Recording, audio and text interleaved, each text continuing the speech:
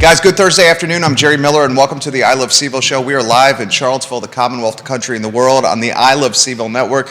Today's program I have been super pumped about for roughly 36, 48 hours as we were connecting with friend of the program, Jesse Rutherford, through Facebook direct message about coming on this show. This guy's Board of Supervisors, Nelson County, and frankly speaking, the political future is super bright for this individual. I would not be surprised, and I'm going to embarrass the guy a little bit. Maybe this is not embarrassing because perhaps, and I'll ask him this question. Stop it. I will ask him this question.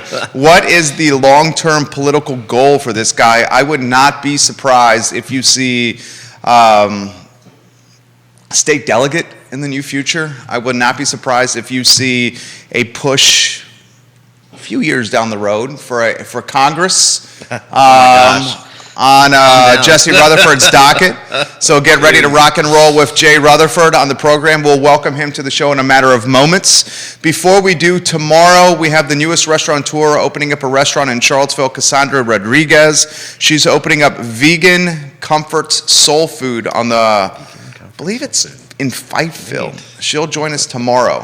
I'm going to ask her that question. Vegan food, that's soul food. How do you do it? How do you do that without bacon? How do you do that? That's what I'm going to ask.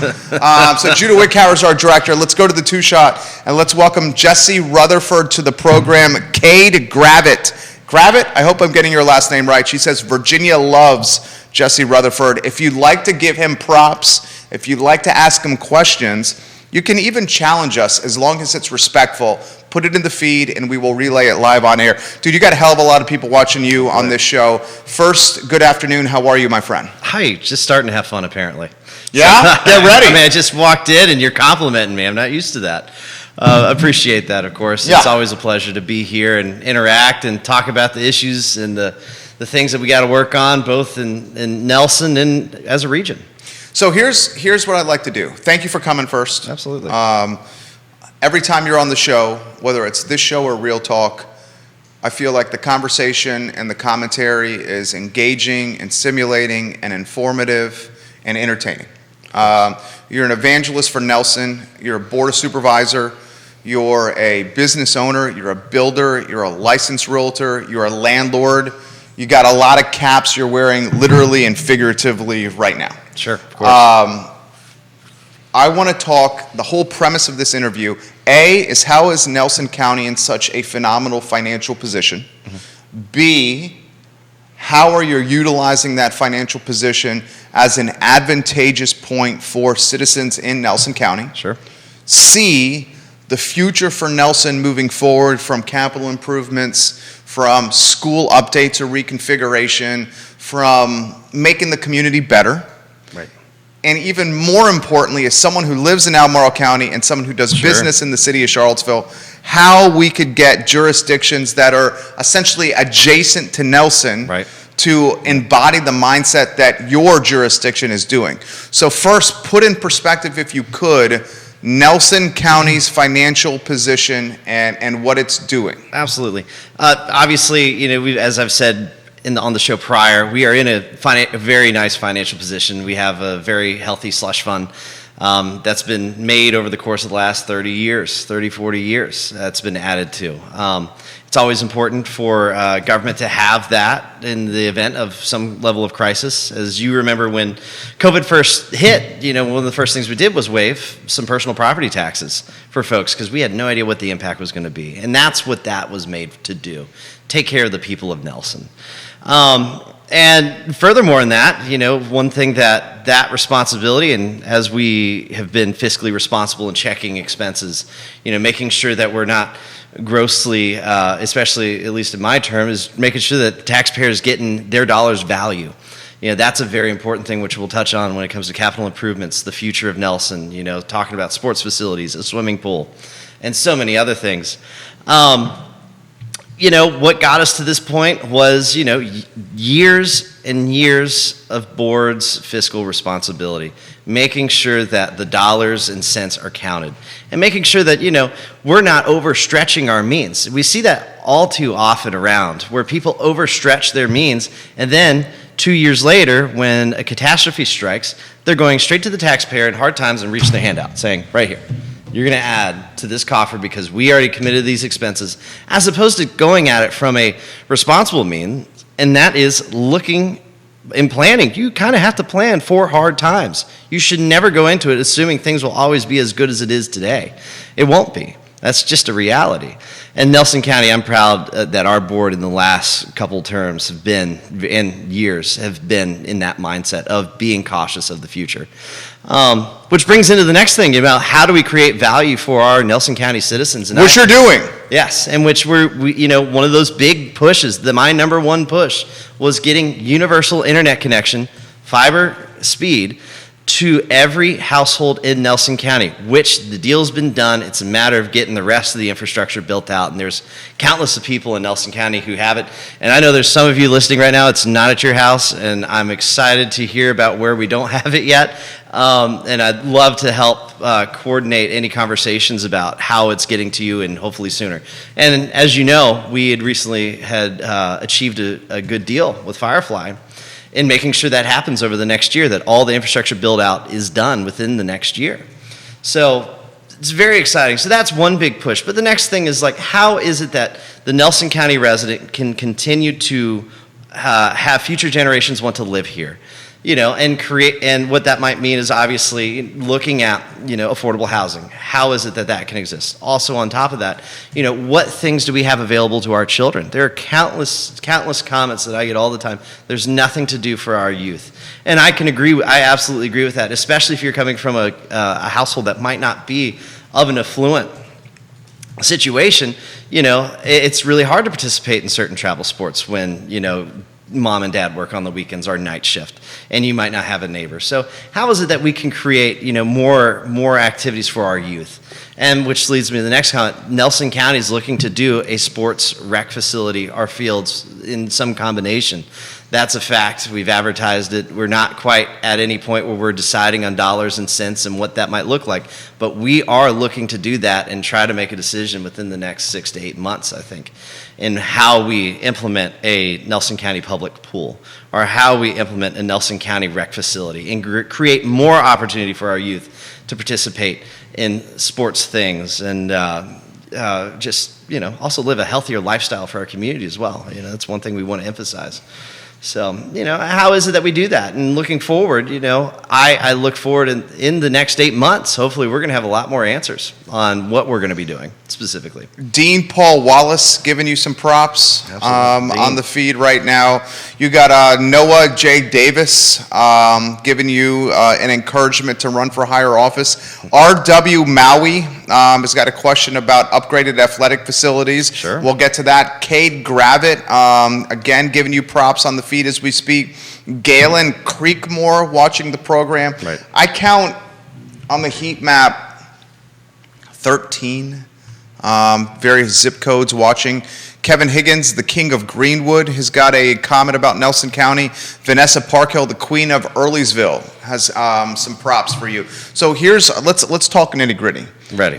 What kind of burn rate or depth in slush fund does Nelson County have reserves for the jurisdiction? A typical philosophy, and this is one that I believe we should, as all governments should strive for, is making sure you have the best bond rating you can get, because that creates the most value you can for your constituent in terms of capital improvements. You get the best interest rate, the best terms, and the best participation from the banking system, and also whatever government coffers might be out there. So usually that's about 6 months worth of operating dollars. Nelson County, I would venture to say, and I haven't seen it as of late, but it's probably in the 8 to 9, maybe even 10 months worth of operating income or operating expenses in a very liquid pot of money. So that makes us very responsible there. A lot of entities look at us and they say, wow, we definitely want to participate with Nelson County in capital improvements, which is a very important thing, because as we look forward, we have some very major conversations about what we want to do with our school systems and how it is. Obviously, we have some very depreciated high school that needs remodeled. We know that, and luckily we're in a fiscal position to where that activity can be accomplished. It's a matter of timing and, of course, so many other capital improvements. looking at athletic fields. I'm not just one of those guys who wants to look at improving and expanding, but what is it that we can do to create a athletic situation in Nelson to where people are going to choose Nelson like, hey, no, we want our kid to go here because he's going to have the best baseball experience, or he's going to have the best football experience, ranging from young age all the way through high school. And also for adults as well, there's some level of that has been a long lost thought of how is it that we can have, adult participation in sports. I remember when I was in college, I enjoyed dodgeball just the same as I did at 18, 19 as I did when I was 12. So we want to look at all of those particular facets, and we're like I'm saying, in the next 6 months, 8 months, we're going to have a lot more answers and what angles, and hopefully some pictures and drawings and hypotheticals. So we're live on all social platforms possible. The cool thing about this show is A, it's long-form content, and B, you, the viewer and listener, can offer perspective in the comment sections on social media and dictate the pace and tempo of the show and ask the candidate, ask the guests, ask the host, ask whoever we're spotlighting questions. Steve Harvey's watching the show. He is running for Board of Supervisors in Whitehall. You got a counselor in Charlottesville and a supervisor in Albemarle watching the program, and you also have someone in Fluvanna that's on the board watching the program here. So I got a couple questions for you. When does too much reserve of cash become a concern for a jurisdiction, or Absolutely. Does it ever? It does, and that's a concern of mine. I mean, when you have... Governments should run themselves on the needs that they have first. When you all of a sudden are adding money to the coffers for no reason at all, then all of a sudden you're taxing people too much, essentially.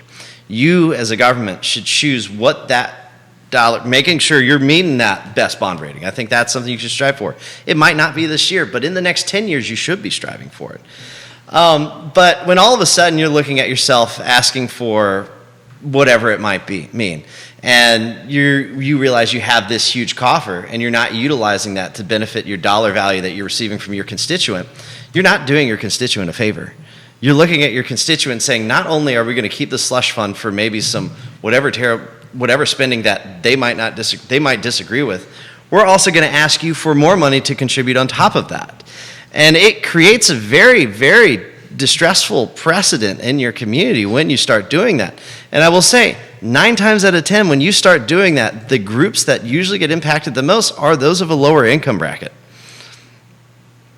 Anything you want to add there? Because you know where I'm going to go with this. I got you. So you go ahead. You hit me. Okay. So this is one of the beautiful things of this show is we have very smart stakeholders in the community. Right. And he is an incredible stakeholder of Nelson County. He's also a stakeholder of boards and commissions in the area where he's helping shape and influence policy for Central Virginia in totality. As you know, because you are well-read and you follow the news, Charlottesville City, the jurisdiction we're in now, is considering a 10-cent real estate tax rate increase for the primary purpose, 10 cents, primary purpose, Matthew Gilligan, I'm using the word primary for you, a primary purpose of funding school reconfiguration.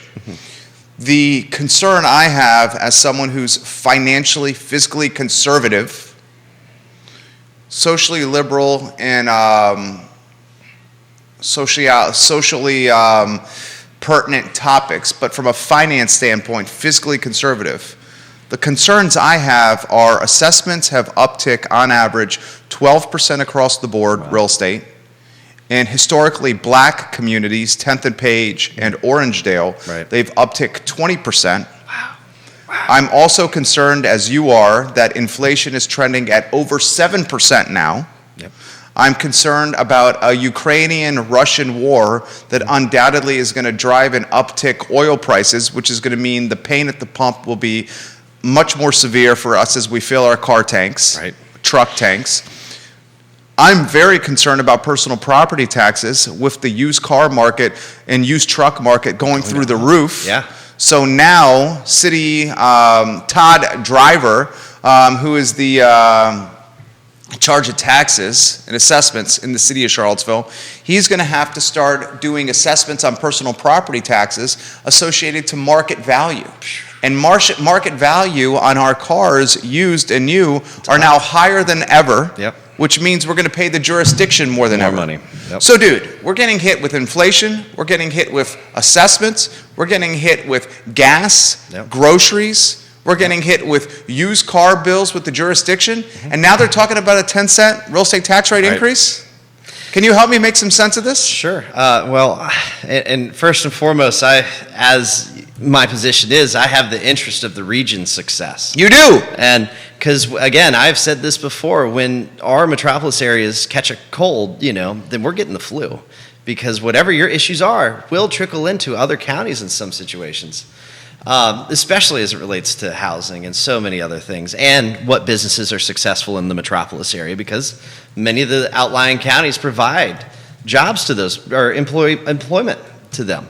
So, you can't look at a situation in which everything is against you. You have the supplies going up. You have so many things, like you said, with inflation. You have, your assessment went up organically. That was without touching it. You also had, and now you're looking at adding in the 10 cents. You're looking at lower income families and who already are pinching, pennies together to try to, survive and try to have a place to live. All of a sudden, you're going to be watching just this absolute crisis happen when they're having their homes getting put up for tax sale. Then all of a sudden, you're going to see so many of your lower income families not be able to live in certain communities because the cost of living there just went up so much. When your groceries have gone up and you're really, your priority is getting food to eat, and then it's paying the electric bill, which also went up, which a lot of people have experienced. And then you got to drive your car on $4 a gallon gas 30 minutes to get to a job somewhere else.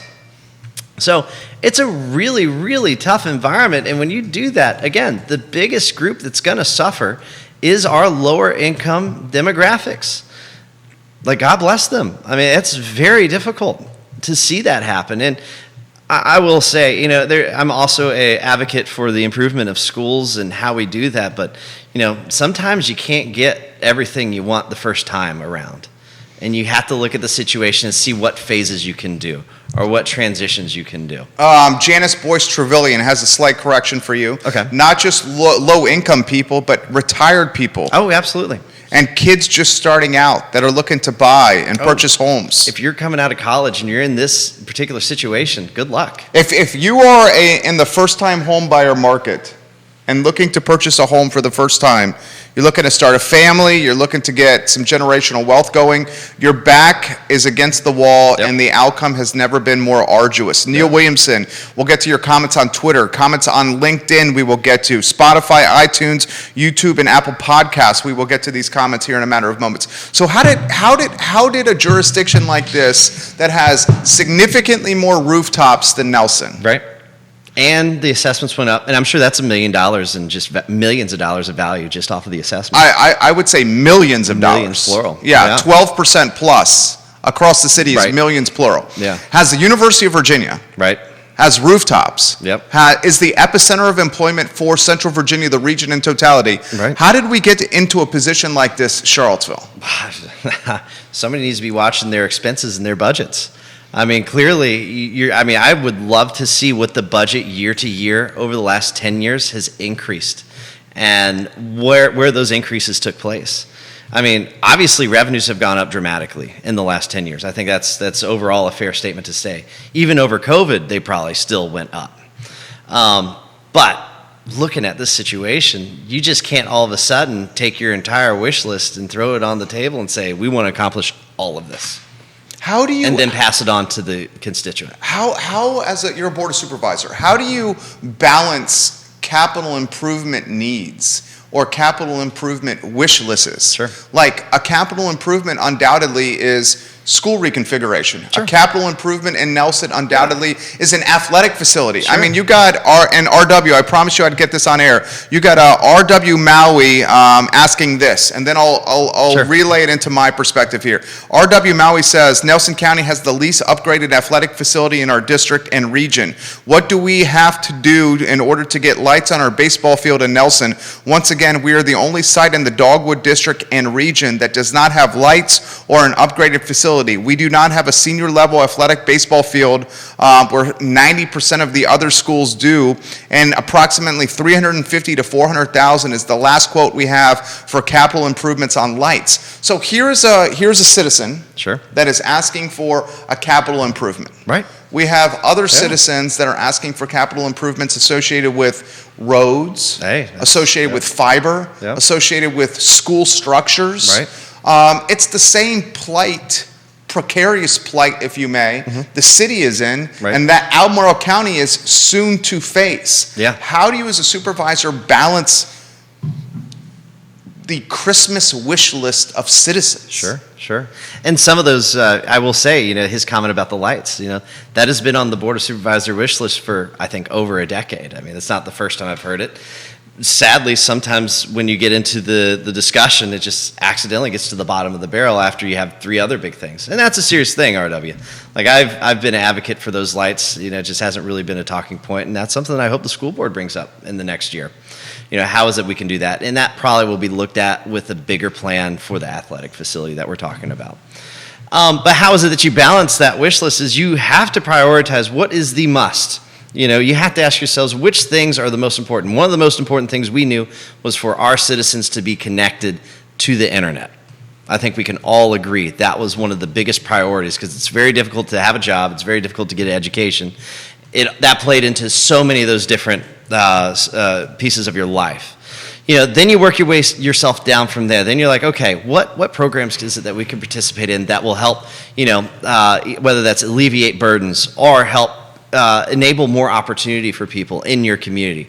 Whether that's make ready work for career and technical education, or whether that's, looking at how can we attract a certain business to our area, or how is it that we can make Livingston have a better streetscape vibe so that we can bring in more jobs that help impact these groups. You have to look at it from that angle. I can tell you there's so many people who take their priority list and then they just say everything's number one. Well, it's just like anything else in your life. You have to budget personally, don't you? Everybody has to budget. I have to pay my electric bill. I have to pay my rent. I have to pay my insurance. I have to pay for my car. I have to pay for these things. And the question I ask myself is, how much is left? When I look at how much is left, I then say, okay, what is it that I can do with what's left and help benefit the most people in one sitting, right? Before you start asking yourself, I need to raise taxes. That's how I look at it. And I'm happy to say in Nelson County, there is no tax hike in the future that we're seeking, and I will advocate against any tax hike every day of the week. Across the board? Yes. So we're talking personal property taxes? Yeah, absolutely. We're talking real estate taxes? Real estate. Business? The whole, we only charge $30. So okay, I don't think $30 to start a business in Nelson? Absolutely. That's how we like to do it. B-poll. Yeah. B-poll. Steve Harvey says, speaking of dodgeball, I would love to see an Albemarle County versus Nelson County Board of Supervisors dodgeball match. And I responded to Steve Harvey by saying, Supervisor Diantha McKeel would be a force in dodgeball. She's got a cannon for an arm and is super quick. Look at her lateral quickness. Diantha McKeel, we love you on the program here. I'm gonna throw this to you here. I'm ready. How you got a school board that is essentially asking for $100 million, right, in Charlottesville. Right. Your school board asked you guys for money. Certainly. Michael Heavener, yes, is watching on the program, and he says you've done an amazing job. He says the Nelson County School Board, the Nelson County school system is 60% of the county's entire budget. Oh yeah, yes, absolutely.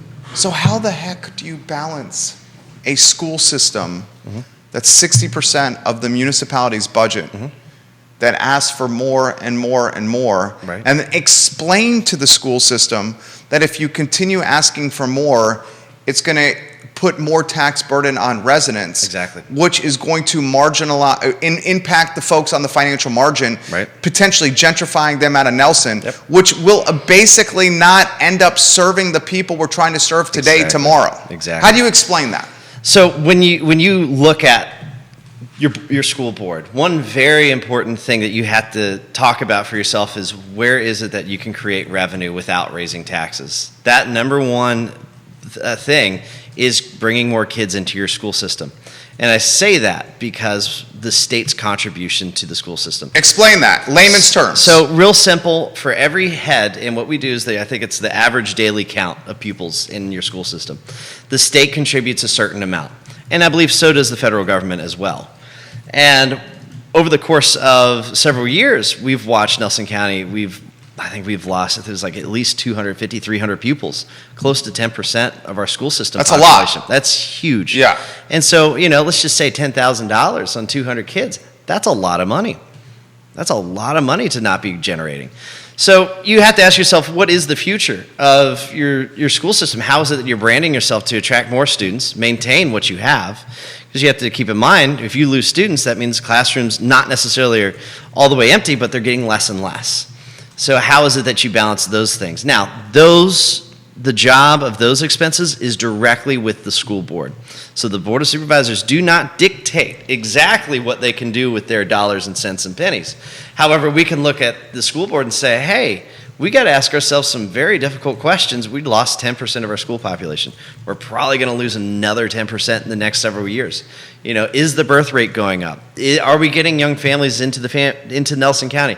And if young families are coming, are they having kids? And in Nelson, we're really struggling with that birth rate. Now, I will say that is a very common theme. Yeah, that's across the state. board. It's across the board. But Millennials are having kids later. Or not at all. Or not at all. Because let's cut to the chase. We have, my wife and I, we have a fantastic son. We love him. He's our pride and joy. Yeah. But this dude ain't cheap. No. This dude ain't cheap. He's not. He's not. And in this environment, when you can't afford your housing, when all of a sudden you can't afford your car, you're not going to look at yourself and say, let's have a kid. At least planned out. And my goodness, that situation, puts a lot of people in a precarious spot. When Nelson County is an expensive place to live, there's no affordable rental properties, man, it's difficult. So when you're creating that relationship with your school board, you have to start talking strategically about the whole plan with Nelson County. What is it we're doing? And that's why we're talking about sports facilities and pools, but that's just a piece of the conversation. It's so much bigger than that. Okay, so help me understand this. And what we're trying to do is it's long-form content. Neil Williamson, I'm going to get to these comments on Twitter. You got the Daily Progress watching the program right now as well. Bill McKenzie, we're going to get to your comment about the median property value for Nelson. Right. So put that on the back burner. We'll get to Wild Bill's comment right Sure. now. NBC 29, hello and welcome to the program. David Kistler, hello and welcome to the program. Here's what I'd like to do. Okay. I'm trying to offer an incredible spotlight for Nelson, understand the dynamics and nuances of a government in Nelson County that is running fiscally conservative and putting its citizenship in a very amazing position from a we don't need more taxes from you standpoint. Right. And I'm trying to compare and contrast that to Charlottesville that is in a lot of ways doing the polar opposite of what Nelson is doing. So if we raise taxes in Charlottesville, 12% assessment increase, interest rates are going up over 4% now, inflation 7.2, 7.3, 7.4%, depending on the metric you follow, gasoline, groceries higher than they've ever been before. We've identified that personal property taxes could uptick as much as 24% year over year, boys and girls, 24%. So if we create a jurisdiction that is expensive to live within, a jurisdiction that caters perhaps more to retirees because they have balance sheets that are richer in cash and or houses that are paid off from a mortgage standpoint just because of the life cycle of life. They're older versus younger. Yeah. Are we not potentially creating a school population or enrollment issue where we're making this a wealthy area where parents are choosing private schools, or a wealthy area for retirees, pushing out young families, which means public school enrollment drops, which means funding from the Commonwealth drops, which means the school systems could suffer? Do we see the collateral damage here of increased taxes in the Charlottesville jurisdiction? It literally could diminish population in public schools in Charlottesville, which would mean Richmond gives them less money. Right. Am I misreading this? Oh, absolutely. That's a scenario that totally exists for them. But you have to, if you're making it more difficult for those lower income families, and also those folks who are college age, graduating, trying to start their career, man, I mean, on top of the cultural change of who's having kids now, you are putting yourself in a very, very difficult spot. And again, I advocate on that side of things, where those who are of a lower income, they're going to have to go somewhere else. Or they're going to sell their house and try to find a rental property, or they just can't afford their house, or they can't afford their car. Then you're creating a whole plethora of different kinds of issues. Then you're creating a poverty level for people who can't afford their groceries. And, that's we got more services needed for them. So it just can create a very, very difficult environment. What's the yearly budget for Nelson? That I don't know off the top of my head. 60 million, I think it's 60? Something like that, counting the school system. So there's some of that's passed through. So City of Charlottesville is roughly $1.97. So we're talking 3x, 3.1, 3.15x what Nelson is. How do you balance income increases, aka raises, for municipality employees, when it comes to yearly budget increases, or not at all? Right. Usually it is your hope that general inflation with your assessments keeps up with some of those things. So for example, if inflation is 4% and your real estate values go up 4%, then the burden of increasing your employees' pay might not hit you so hard because you already had that natural increase. You see what I'm saying? Usually that's a hope that normally exists, but good luck. Good luck in trying to sit there when you're now outpacing your expenses with your revenues, both artificially and also organically, because it's against you. The odds. Kevin Higgins, king of Greenwood. Right. Nelson County is in a strong position because they lead from the head and the heart. I don't think they just see numbers on a piece of paper. They see farmers, business owners, retirees, and veterans. I think they make their decision from that bias, and that is why they are successful. True leadership. I hope CVille City Council is watching today. 2R, Kevin. Kevin Higgins also says, no tax hike. This guy has it exactly right. And he's talking other revenue streams. I feel like I'm in an alternate universe watching this today. Today's show reminds me of what it is to be normal in a nutso world. Can we highlight incremental tax revenue sources and why those are important, Jesse Rutherford? Sure. So I guess they're talking about other revenue sources that might not necessarily be personal property or real estate. Rooftops or personal property. So for example, somebody buys a new car. Somebody builds another house. Can we say the most regressive, and maybe you disagree. Okay. The most regressive taxes a jurisdiction can impose upon its citizens are rooftop taxes and personal property taxes. Oh, sure. You agree with that? I'm fine with that. Yeah. I mean, although sadly it's one of the main revenue streams that we have. It is. Sadly, but that's the method the state gave us. So, I mean, that's also one of the struggles of being in a Dillon rule state. And I'm in the minority when I say I'm all about the home rule, because I wish we could pass the burden of taxes from those rooftops, your house, your car, onto other industries. And I could probably say with 100% certainty, the distilleries and breweries would rather pay their alcohol tax to the locality than to the state. 100%. 110%. Yeah. I mean, because if we had the ability to be creative in that way, we would look at our localities and say, hey, this new business is coming here. They're going to do their bottling facility here. They're going to be producing who knows how many barrels worth of beverages. But at the same time, by the way, we're going to lower your real estate taxes from, let's say, 68 cents to now 58 cents a hundred. People would love that. I mean, I guess we can kind of look at, is it Louisa that has the nuclear facility? Yeah, I mean, that's another example of that. They had the ability to generate some revenue from there and also benefit their constituents in not taxing them so hard on personal property and real estate.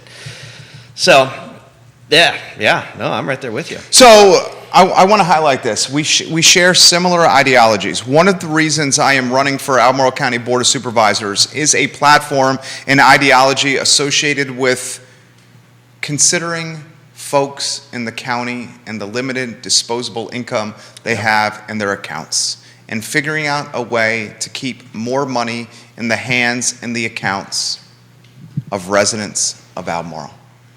It is not a revolutionary idea, but it appears to be revolutionary in Albemarle and in the city of Charlottesville. Katie Pearl, the Queen of Whitehall, is watching the program, and she says, I have never heard Jesse Rutherford speak. This is the first time, but this guy absolutely is on point. He is spot on, and we could use more people like Jesse Rutherford in Albemarle County. Neil, I'm going to get to your topics next on Twitter in a matter of moments. Before I do, this question's come up. What do you most identify with from a party allegiance standpoint? I'm a Republican. I mean, there's certainly some fringes that I don't necessarily believe represent Republican values, but they're also Republicans. I mean, you could look at the spectrum of those who are elected across Virginia and the United States, and there's some stretches in ideologies. I am a Republican. I look at the Republican Creed, where it talks about living within your means and making sure that everyone's liberties are being represented fairly, and certainly there's discrepancies in that in the party, where sometimes people don't feel the same way about how they see what equal means. But that's where I identify. I am still a Republican. Explain this to me, or offer advice to me. Ready. Okay. Someone who's running for me, specifically Board of Supervisors. Okay. In a county like Albemarle. Right. That has decades of history of voting blue. Sure. Okay. You look at the Board of Supervisors in Albemarle now, 6 Democrats. Right. The City Council of Charlottesville, 5 Democrats. The Republican Party across the Commonwealth went through a wave. How do you describe it? Went through a let me look at the mirror and figure some damn things out, because it's a shadow of what it used to be. Exactly. And it looks like it's meager and it can barely cross the road from an action standpoint. And now there's younger folks that are getting into the party that are trying to revitalize it. Right. Still, you look at the Albemarle County Republican Party and you see only 2 district captains out of a 6-district locality. Exactly. So only 2 people in charge of the individual districts. 4 vacant open captain seats. However, you see a Glenn Youngkin who won by 2 points, beat a lifelong politician in Terry McAuliffe.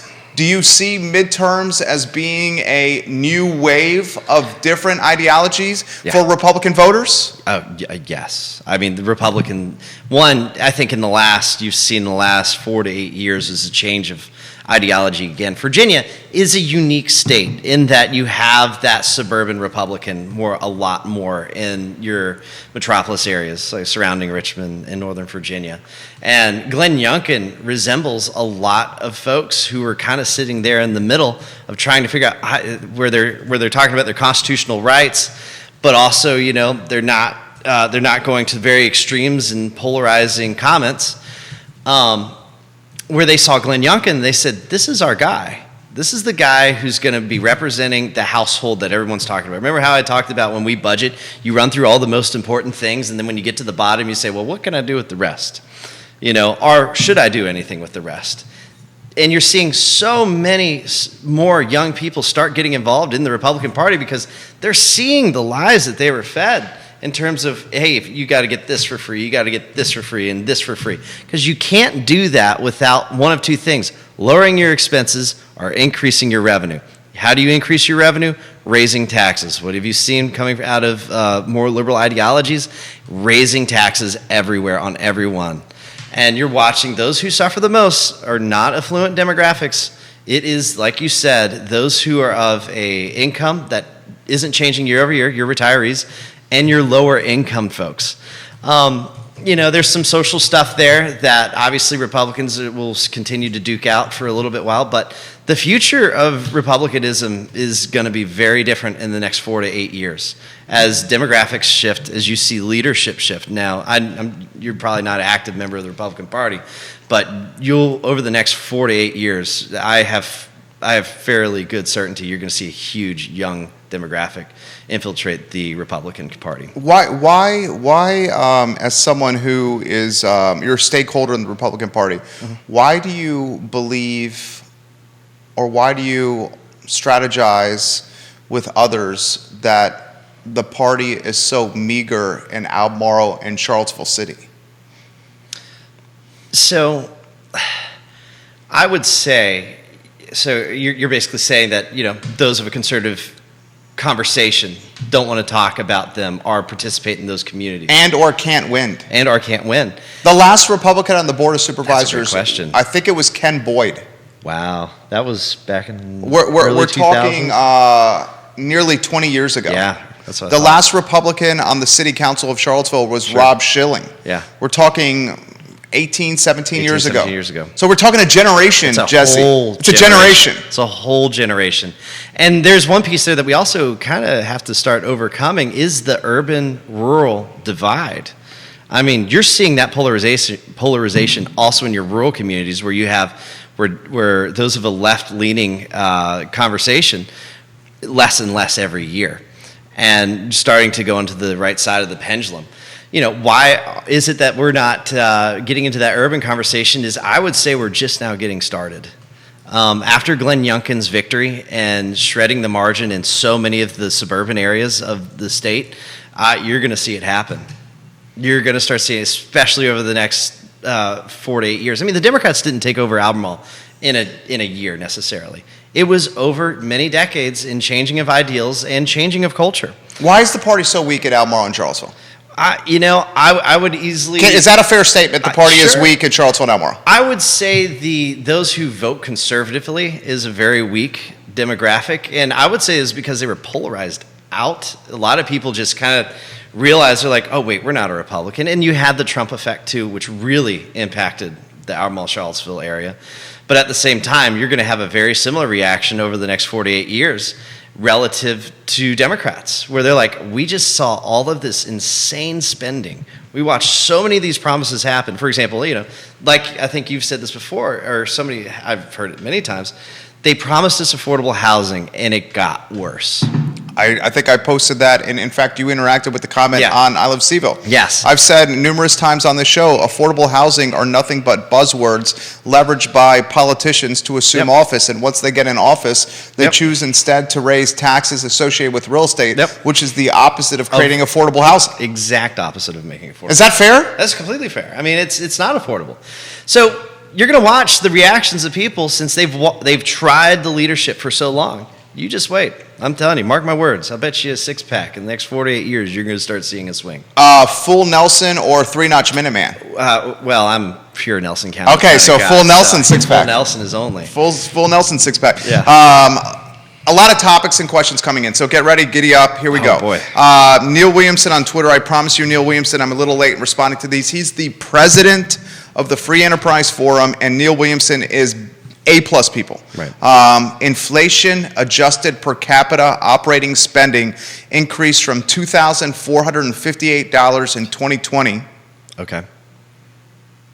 to in 2000 to $3,090 in 2020, an increase of over 25%. He says the source is the Free Enterprise Forum. Neil Williamson also offers other commentary for us. During this study period from 2000 to 2020, population increased at a rate of 3.18% and school enrollment dropped by 22%. It is important to note that the small enrollment size magnifies normal fluctuations in class sizes. Right. So, You can have the same teacher work in a class of 18 versus a class of 12. okay, Yeah. highlight that. Yeah. So the same teacher working in a class of 18 versus a class of 12. Yeah. So guys, here's what's happening. Or it gets worse. You want to go? Or it gets worse. You have that one teacher, then all of a sudden budget cuts have to happen, and now the teacher's working 2 classes, and it's 24, or 28. And so it gets even more. Because the classes get merged. Yes. And so that are you getting more bang for your buck? Not necessarily, but also your cost per student and operation costs just, went dramatically up. I want everybody in Charlottesville to consider this, okay? And Judah, we got a phone call with a home inspector that's launching a company, his home inspection business at 1:45. So make sure I stay on point here. We got 24 minutes here. I want to take 23 minutes and 45 seconds with Jesse Rutherford. Sounds great. We're going to leave 15 seconds of buffer before this branding phone call at 1:45. Oh my gosh, it's so frustrating.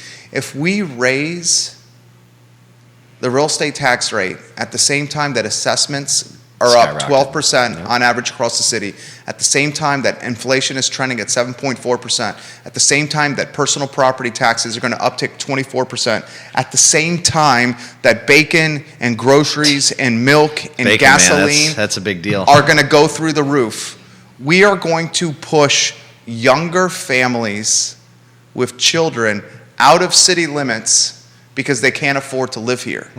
And if we push younger families, gentrify them out of the city limits because they can't afford to live here, then the public school population enrollment will drop. Yep. We will get a municipality of wealthy families and retirees. Wealthy families are more apt to put their kids into private schools. Right. Retirees are empty nesters.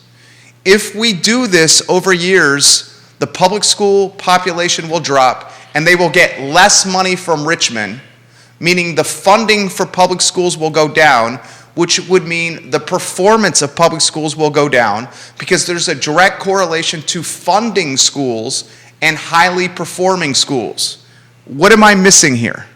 Am I missing anything at all? I think you're hitting it pretty good. It's not just that, too. The teacher. Your teachers who teach in your Charlottesville school will not be able to live in Charlottesville. So one big thing that I have always advocated for is having staff that lives in the community that it works. Because there's a certain level of participation and buy-in that you have happen organically. So when all of a sudden you're pricing it out, you're going to start experiencing also huge turnover. When they're like, okay, well, we can't live here anymore. We're going to go to a community we can live. I can raise my family. So that's a very detrimental. I mean, what is the real estate tax currently? Do you know? 95 cents per $100 of value. And they want to add to a bone $5. Basically $5. Wow, 10% essentially. Essentially 10%. Essentially 10% on top of what's already been a 20% or 12% average increase. 20. That's a lot of catch up. Don't we think that on top of the personal property taxes? That's a lot of catch-up. On top of the personal property taxes. Right. Gasoline and inflation. Right. And the interest rate for 30, and this guy has a hell of a lot of rental property and is in the home construction business, okay? So on top of interest rates upticking now. Yeah. So as interest rates uptick, it prices people out of the market. Oh, 100%. So we're literally creating a homogenous, wealthy community here. Yeah, that's the only people who'll be able to participate. Interestingly, these poor fiscal decisions, these poor policy decisions, could be tailwinds for Nelson County, Fluvanna County, Orange County, and Louisa County. I mean, we're already a great place to live, so please come, bring your kids. They could create a public school stockpile of cash for Nelson as more students move into the jurisdiction. Right. Queen of Earlysville, Vanessa Parkhill. Albemarle County used to look more like what Jesse is describing as a vision for Nelson. Not sure how it changed so much. It is as simple as Northeasterners and West Coasters moving to the area? That's a question she's asking. While we see the area as expensive, it's a bargain for those coming from Northern Virginia and those from other areas. Unfortunately, those folks may be bringing more left-leaning policies along with them. Thus our area is starting to look like the overpriced areas they left behind. Right. What do you make of that? Oh man, I mean, just look at California and how they tax and the things they tax. It's just insane. I do believe, of course, everyone has the right to live wherever they want to live, and I would never look at someone who comes from a different political ideology and say, no, you can't live here. I mean, I support everybody's ability to live anywhere in the United States. I think it's important that we support that.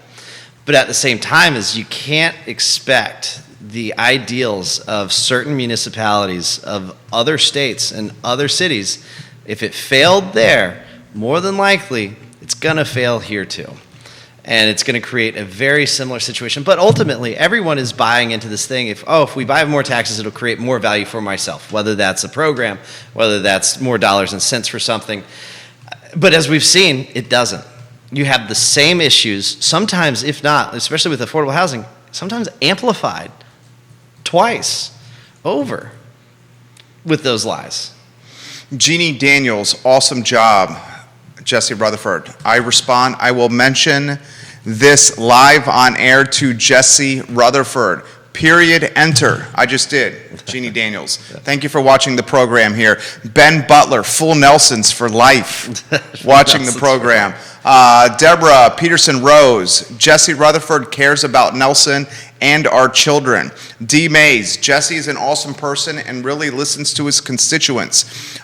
Jeff Leonard watching the program, huge fan of Jeff Leonard. Jeff Leonard, if you were here, I'd give you a chest bump and a fist bump. And when I give you that fist bump, I got to watch out for that sharp ring on your finger because sometimes it hurts when I give you that fist bump. He says, do you think Youngkin, our governor, will run for president?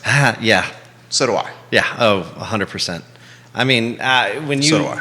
I think when you look at what he was able to, who he was able to unify. Yeah. And when I say when you look at the parties, I mean, it would. I've never seen someone on the Democrat side of things be able to unify so many different groups. Because in a party, you have just so many different demographics. You have in Republicans, you often have a libertarian-leaning group, which I often identify with. You have, your core social Republicans. You have your Tea Partiers. You just have so many. Glenn was able to grab all of them and say, "Follow me. We're leading through unity, not through division."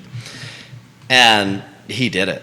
I believe without a doubt that he's going to probably in the next 4 to 8 years, and I hope he has a very successful term, and it is my expectation he'll have a successful term as governor in Virginia. But yeah, he's rebranded us. Let's go down this road here, different topic, Sure. and I'm going to get to the topic, guys, of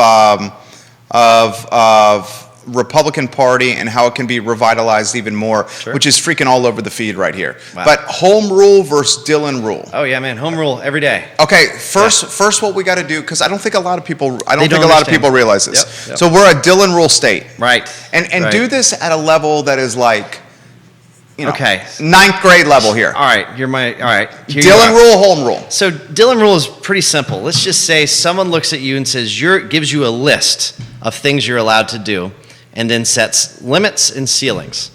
So you are not allowed to do anything that the state hasn't allowed you to do already. And even then, they set a floor and a ceiling. And then even then, they'll say, you're allowed to do this thing, but you can't get rid of it either. You have to keep it. So you see that a lot with taxes and sometimes with zoning. You have to have, for example, personal property tax in place. You can't get rid of it. It can be close to zero, and you can decide not to collect it, but it has to be in place. But you also don't have any ability to be creative in how you disperse burdens of revenues and tax dollars to anything that they haven't allowed you to do already. So it was recently most localities didn't have the ability to tax cigarettes. But cities did. Certain cities and certain counties did have the ability to do that. Well, even something that applies to this conversation. Yeah. Richmond kiboshed a potential referendum sales tax increase in Charlottesville City, a 1% increase that would have been allocated directly to school reconfiguration. Right. So forget the increased taxes route. I'm obviously, if you watch this program, not a fan of increased taxes. Right. Okay? But I am a fan of people in Charlottesville or Albemarle County or Nelson County having the autonomy to vote and a referendum standpoint on whether or not they want those taxes to increase or not, as opposed to delegates in Richmond, the General Assembly in Richmond doing it. Who have less of a connection with their community than the local government or the people. Exactly. I mean, I've always been extremely critical of our state delegates and saying, don't get me wrong, I'm sure they have a hard job. But a lot of the times they don't necessarily know what it's like to vote on something that may be unpopular or popular, but let's just say it's unpopular for a specific community, and then walk the gauntlet, and then have to shake these people's hands, look them in the eye, and then understand what impacts you may have done to them. You know, state delegates, they get to walk in, they go vote, make their pandering speeches that are filled with their personality, and then they get to walk out and then wait several weeks, go back to their community and wherever that might be, where most people don't know what they did. Whereas local government, everyone knows what you did every time. When you raise taxes, when you raise your personal property tax, guess what? You're going to go to Food Line and you're going to have to talk to 20 different people about what you just did. And I can't tell you how many times there's been a lady who may have looked at me and says, boy, I whooped you when I was 5, I'll whoop you again. A lot coming in here.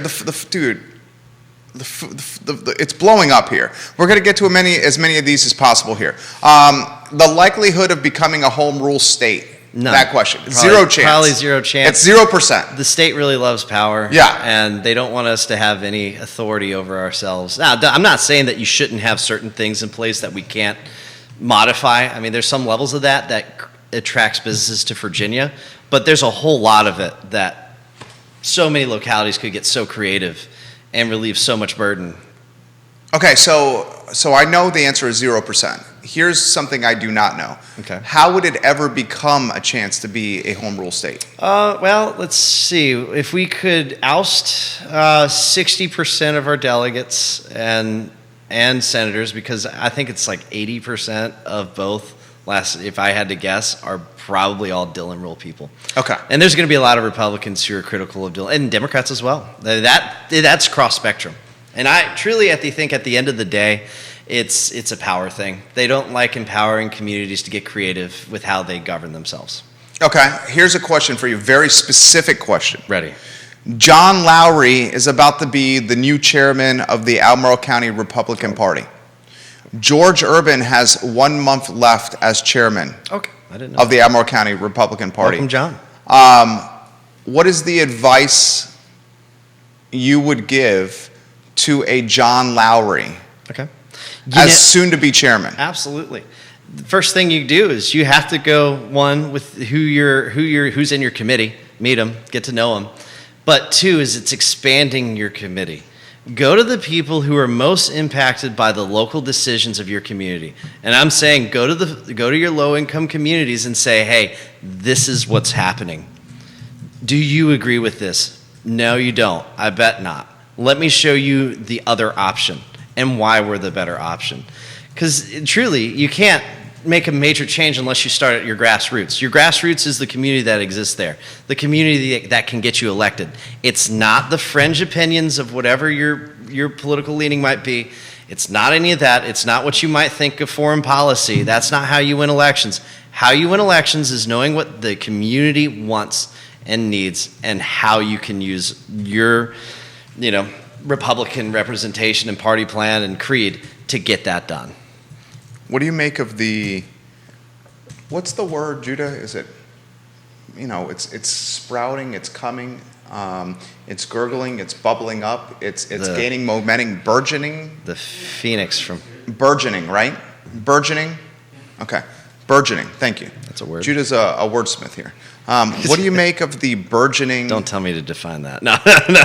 Okay, what do you make? Okay, I'll do it in more simple terms. Ready. What do you make of the galvanized and gaining momentum, significant momentum, socialist movement around this community? Sure.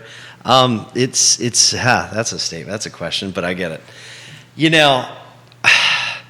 I would easily argue we're already a socialist country. I mean, we have social programs. You have Social Security. There are certain levels of that already exist. I think where people often do not understand is how when you all of a sudden start taking money and saying, you blame this group. It is this group's fault that we are failing. We need more money. How do we do that? Tax the rich. Hey, I'm all about everybody paying their fair share, and everyone should. Always ends up coming back and in these situations impacting those of a lower income. Because the reality is there's no such thing as a tax on a corporation. Because corporations aren't people. Corporations are entities that own that have things and run things. What they do is when they get taxed, they then take that burden and give it to the constituent. You can't, in one hand, ask for things to be cheaper and then also have a platform that requires to increase costs. You know, I would say, you know, the social movement of because you see it on social media. Oh yeah, especially around here. Oh yeah. Oh yeah, it's definitely. Does it terrify you? For me, yes. If so, how? You know, the reason why I think it's a terrifying thing is people often don't understand the long-term repercussions of how you implement that ideology. Help us understand. Increased cost on everyone. I mean, you don't have to look too far to see some pretty egregious examples of that, which would be like Venezuela. You can look at so many other countries out in Europe that are just struggling right now with social ideas. They're not those. There's a reason why they didn't become, you know, economic powers. They're out there, you know, complaining, out there struggling to get groceries in their grocery stores. I mean, and to be fair, in the United States, we're kind of struggling with some of that too in certain areas. So, you know, dag nabbit, I of course represent. I think everybody can have their own opinion, but in terms of socialism, that is not one that I adhere to. If you want to talk about how you can have better health care for your community, I think you can have that conversation and it not have to be with socialism. Folks, follow CVille Twitter in particular and learn of what's happening from a socialist movement in Central Virginia. Yep. And be mindful of how it's particularly spreading and infiltrating other aspects of the region. Right. Please. And one thing I want to add, I remember out west, I think it was like Portland, Oregon, or somewhere out there, or even Seattle, where they put rent, how much you could raise the cost of a rental every year, right? So they said you couldn't raise it any more than 3-4%. Well, a lot of landlords oftentimes aren't increasing their rent over decades, and then usually they just catch up. Well, when the landlords found out, wait, you just banned us from going higher than that, then what they did for the first time was always raise their rents every year 4% and blamed the state. Well, they said this is the max we could go, this is all we did. Well, and can you also explain how most taxes are absorbed or not absorbed by landlords? Can you explain that? I mean, when you see taxes increase on a real estate property, especially in cities, you know, it's not a low margin, it's a high margin. If you're talking about what I'm saying here, 20% ultimate increase and it's already high, you know, we're talking thousands of dollars on, you know, a few $100,000 house. That money is not, that landlord's not all of a sudden going to lose his money. That is just going to be transferred onto the user, the client who is in that home. It's not going to be automatically that he's just, you know, you're not going to have your rent increase. No, you're in fact going to be paying more rent. What's the median property value for Nelson County? Questions on the feed. You know, I feel like he told me that the other day. Was it like 300 and something? Was it median sales value or median value? Let's go median value. See, I don't know that one. I'd probably say it's in the couple hundreds. How, the follow-up question to this is there new construction expected in the county of Nelson? Maybe. You know, there's some special use permits that have been approved, but like Albemarle has seen before, you know, you can get things approved that also never happen. So in terms of like major growth, like people are moving in, building hundreds of homes, I don't think we're ever going to see that in Nelson. And we've talked about the issues with that, from topography to location to just not a feasible place. And also the environment is a little bit difficult for a lot of demographics to build a house. But, you know, in Nelson, I don't really know in this environment how it would happen. Patty Avalon, go Jesse, go. I'll continue to highlight some of the folks giving JR some props. Jacob Neff, Gail Breeden, Jack Ragland, Jeannie Daniels, Chad Mooney, Sam Arnold, Mike Troxel, Ben Butler, C.J. Rose, Leo Lawhorn Jr., Jamie Rutherford. Who's that? That would be my sister-in-law. Sister-in-law, giving you props. Yeah. Jeremy DiMaio, D. Mays, Chris Dowdy, Sean Kenny, Monica Kenny, Lauren Kaiser, Lisa Davis, Galen Creekmore. I didn't even get to half the names right here. What's the advice that you would offer leadership in the city and county? Folks you work alongside often Absolutely. with commissions and boards. And I love them as people. You know, we often disagree with how we operate politically. Are you the only conservative or Republican often on these boards and commissions? Self-proclaimed, on paper, I think the conservative? one who would openly say he's a Republican, I'm trying to think, and I would, yeah, more than likely. So you are the only one? I'm just running through my head, and, you know, the ones that I'm on currently, I'm trying to think of one that I've seen at a Republican meeting, and I think I might be the only one. Okay, so did you hear that, guys? And Deborah Peterson Rose says, good luck in running for County Board of Supervisors, Jerry. And Michael Heavener are giving me some props as well. I appreciate that guidance and that comment, that praise. I'm very grateful. Yeah. So you are the only one. Yeah, now that you mention it, never thought about it, but yeah. What are the boards and commissions you sit on? Well, the TJPDC, I take that back. There is another one who just joined. Besides Nelson County Board of Supervisors? Louisa, Rachel Jones. Okay. She was a Republican. She's either Republican or Republican endorsed. I'm not sure which. But TJPDC, Thomas Jefferson Yep. Planning District Commission. Thomas Jefferson Planning District Commission, the Regional Housing Partnership. I've had relationships with the Criminal Justice Board. There might be a couple folk, Commonwealths or sheriffs who might be Republicans there. Probably not. You know, I've been part of those regional groups, you know, in the private sector, you know, Virginia Manufactured Modular Housing Association. But yeah. Okay, so we have, Judah's texted me here, we got 3 minutes left before a 1:45 Okay. conference call. Ready. We're literally going to give 15 seconds of buffer here. So we're going to say goodbye to you on the show Gotcha. here. Okay. Yeah, okay. How does the singular ideology influence stakeholder meetings and the decision making that comes from those boards and commissions? Right. So what happens, or How does, you know? You're pretty much, you struggle to come up with another Republican that's on I the know. board besides you. Well, so you can say that the ideology on these boards Sure. and commissions is singular, right? Yeah, I would say it's very singular. I think you oftentimes, a failed mentality, especially of my Republican colleagues, and I say that on a statewide, is they don't participate in these things because they often are isolationists and they only care about one particular district, when in reality, you have to have more of a regional perspective for so many issues. Housing is a big one of them. Like, we all know that. Internet is also a regional conversation because the power, when you have many participating, you're able to accomplish much more. The Valley Grant, a great example, which TJPDC was helpful in orchestrating with Firefly. You know, I would say some of that is a lost mentality. I'd be interested to know the 20-year history into what it might have looked like 20 years ago. But Me too. I would be very interested because I don't know. But at the same time, as you know, folks like myself who are Republican committee participant, you know, join these groups. If you want your ideals to be represented, don't let, you know, groupthink take over on a regional basis. Start taking over the conversation and start talking. You know, when you're one of the only Republicans that's around, you know, it makes it a little bit difficult. 60 seconds here. 60 seconds left with Jesse Rutherford, A-plus people here. And we'll give some props immediately to some of the viewers and listeners watching the program, including John Briscoe, who says, keep up the good work, Jesse. Best of luck to you. There's too many people to name here on the feed. And that's often the case here with Jesse Rutherford.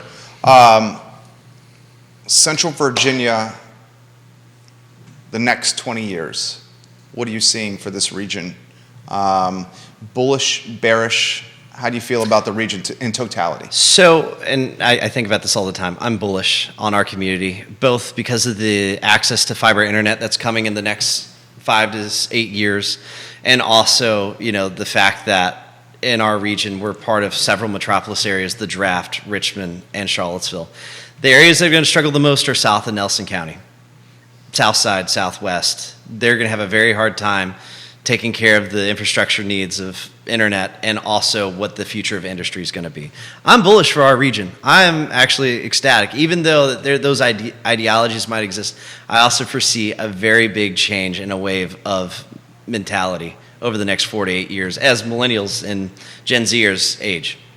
Jesse Rutherford, fantastic people. When you see Jesse Rutherford, give him some props around Nelson County, Albemarle, or City of Charlottesville for a job well done. We will welcome him back on the program, as many people are asking right now. And I'm going to say my goodbye because that conference call is in 9 seconds. Nice to see you, buddy. Yeah. Jesse, thank you. Appreciate it. Glad to be here. Judah Whitcower, get ready. Head on over here for the call. Tomorrow we'll talk Charlottesville and some new restaurants that are opening up. My name is Jerry Miller, and this is the I Love CVille Show. So long. Thank you, folks. Dude, you killed it. Well done. Thank you. What'd you think of the interview?